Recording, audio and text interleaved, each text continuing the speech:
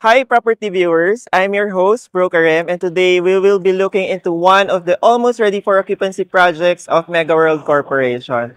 So, Gentry Manor, this is located along New Seaside Drive, Westside City, Parañaque City. Actually, malapit lang to sa boundary ng Pasay City, but this project is already inside Parañaque City. Actually, this is sitting in the 31-hectare township to be developed by Mega World Corporation. And then this is one of the almost ready for occupancy projects. And sa mga unfamiliar about the address of the Gentry Manor, if you know Okada, Manila, this is just beside Okada, Manila. Then you have easy access to NAIA X kasi pag diniretso mo yung New Seaside Drive, it will lead you to the NAIA X and then very close to Manila Airport.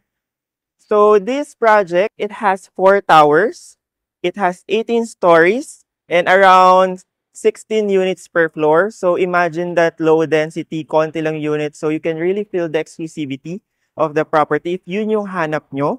Plus the convenience, the location, why. So this is really perfect for frequent travelers, casino goers, kasi malapit tayo sa mga casinos like Okada, Solaire, City of Dreams. And then also, if you're looking into investment, this is also good for short-term lease and long-term lease. And if you want more info about that, we can talk about it after you purchase the property. This will be turned over around 3rd to 4th quarter of this year 2024. So again, without further ado, I think it's time, and I'm really excited to tour you around and show you the executive studio and executive one-bedroom unit in Gentry Manor. Let's go!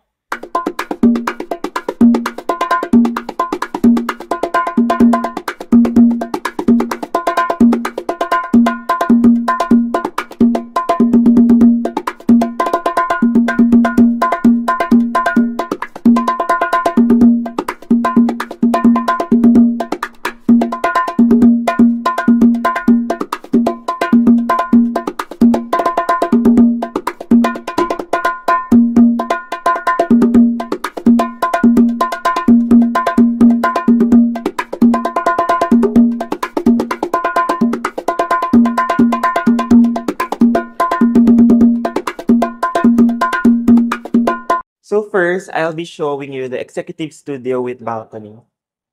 So this is the actual deliverable of the unit. For the executive studio with balcony, you can consider this as a one-bedroom na kasi we have a partition as you can see dito sa video.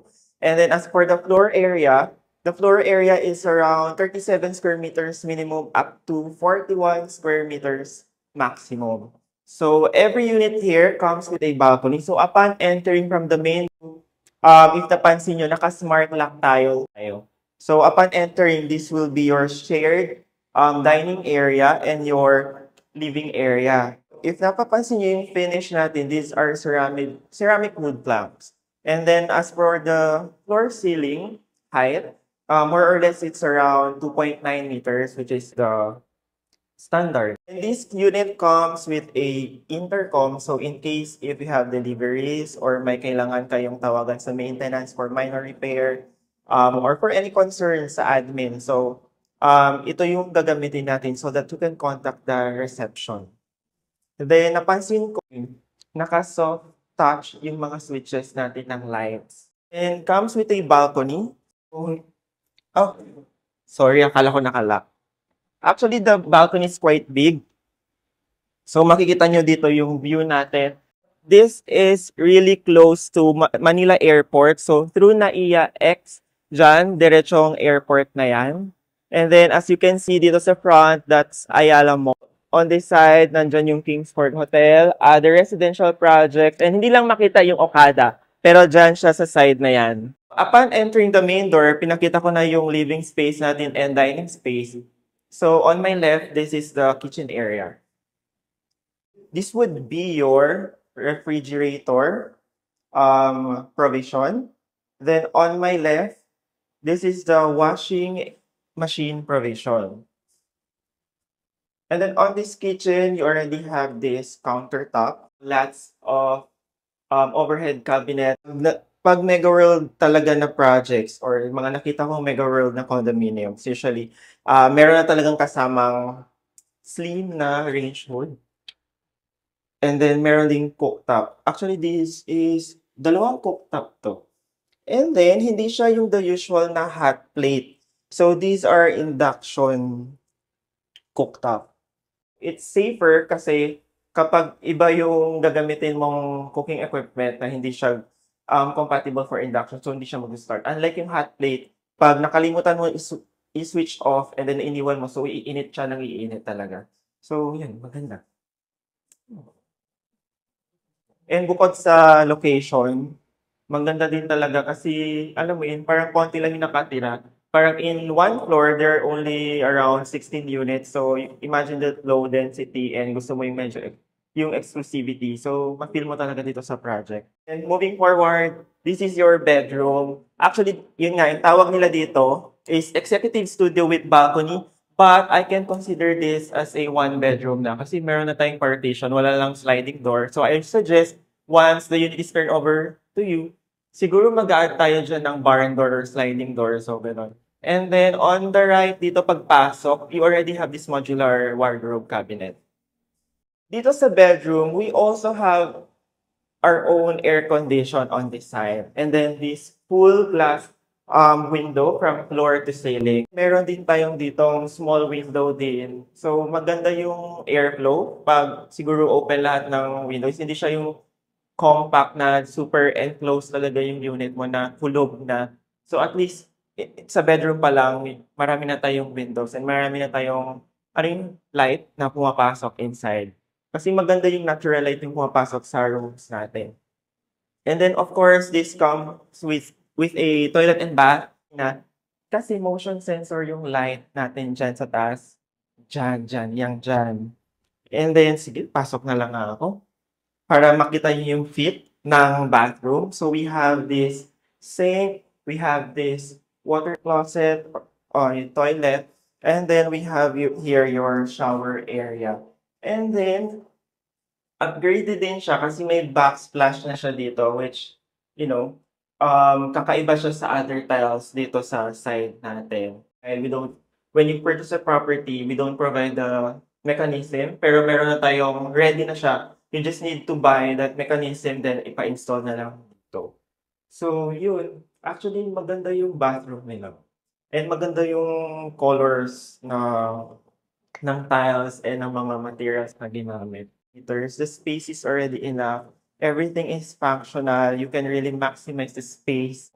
Pero, ang next na titingnan natin is the executive one bedroom with balcony. So, it's bigger than this executive studio. Kung ito is 37 to 41, that would be around 57 square meters.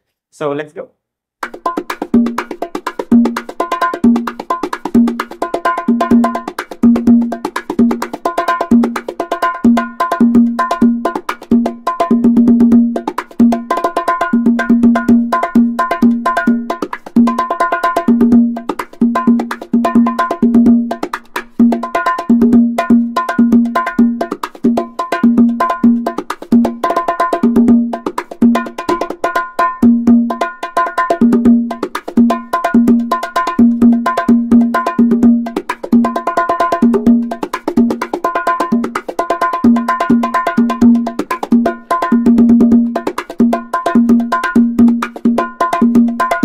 Moving forward, the next unit that I'll be showing you is the executive one bedroom with balcony. So the floor area for this unit is around 57 square meters.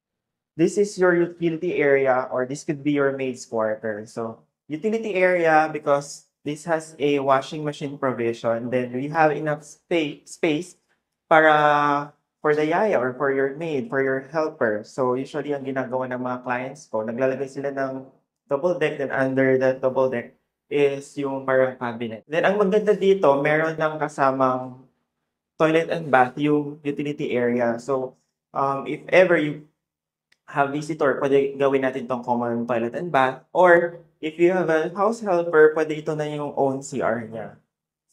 So yun yung difference nung bukod sa floor area from the executive, ito, meron tayong utility area. And then, if you're wondering kung bakit executive studio and one bedroom lang yung pinapakita ko, kasi ito lang yung available na units as of the moment sa inventory. Pero we have studio up to 2-bedroom unit dito sa Gentry Manor. So, okay, moving forward, ito naman is your kitchen area. On my right, this will be your refrigerator provision. And then you have this U-shaped na countertop. So the same thing, you have this countertop that is made of granite. And then you have your faucet here. You have ample of overhead cabinets and under-counter cabinets. Then the same lang siya when you purchase a property, meron ng kasamang range hood and your induction cooktop. Yan. Ang maganda lang dito sa kitchen na to for the 1-bedroom kasi you can turn this countertop dito sa front into a breakfast nook or bar. So, depends sa inyo kung paano nyo i-renovate or decorate the unit. Napansin nyo ulit sa video, upon entering for this living and dining space, iba yung tiles niya versus the executive studio. Sa executive studio, ceramic wood lang siya, but for the ceramic tiles yung gamit natin. For the living area, you have 2 air condition naman dito na kasama na siya. Then, soft touch switches din yung mga meron dito sa property. So, lahat ng unit comes with that soft touch switches. Then, for the 1-bedroom, for this unit particularly, we have 2 balconies. Actually, akala ko kanina connected siya. Pero meron lang tayong 2 door for the access going to the balcony. Pero, well, separate pala talaga siya. I'll show you kung ano yung view later. And this is your bedroom. So, dito sa bedroom, same na siya yung tiles. Wood planks, ceramic wood planks. It comes with floor-to-ceiling window glass, air condition, then you have windows here para yung natural light papasok dito sa bedroom. Then, of course, you have your own toilet and bath dito naman sa bedroom. Nakita niyo yun, motion sensor yung light. And just the same deliverables. You have this sink, you have this water closet, you have this glass partition dito sa shower, and then comes with a backsplash na have. So, yun. Actually, same lang yung deliverables nila. And then, you have enough space. Kung gusto nyo, 2 tayo nagligo. Sorry, medyo maingay lang kasi under construction pa to. Sorry. Yan yung pool area natin. So, if nakikita nyo, yun nga, may inaayos pa yung other units. Marami pang ginagawa. Pero makita nyo na yung facade ng property ng, makikita nyo na yung amenity.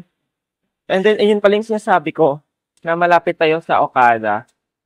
So, di ba, super lapit. Ever you are not familiar with the location, kung saan yung Gentry Manor. So, number 1, pagbaba nyo ng NAIA X, or malapit lang siya sa NAIA Airport, or Manila Airport, sorry, NAIA Airport. And then, beside lang siya ng Okada. For now, that's all for the property tour. So, let's head to the common area kung pwede ipakita natin yung mga pool and etc. Okay. So, apparently, guys, tapos na tayo sa tour natin for the executive studio and the executive 1-bedroom unit. And apparently, hindi pwede pa makita yung amenity area kasi under construction pa siya. And then again, this property will be ready for turnover around 3rd to 4th quarter this year, 2024.